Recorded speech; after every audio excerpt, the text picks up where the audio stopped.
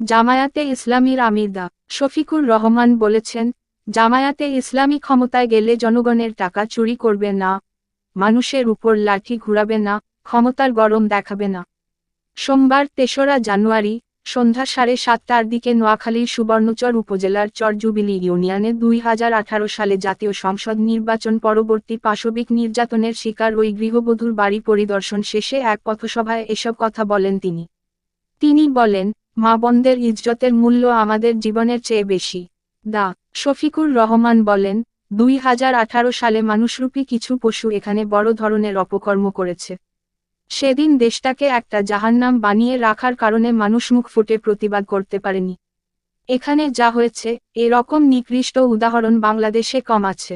মানুষ যখন আল্লাহকে ভুলে যায় তখন বেপরোয়া হয়ে ওঠে।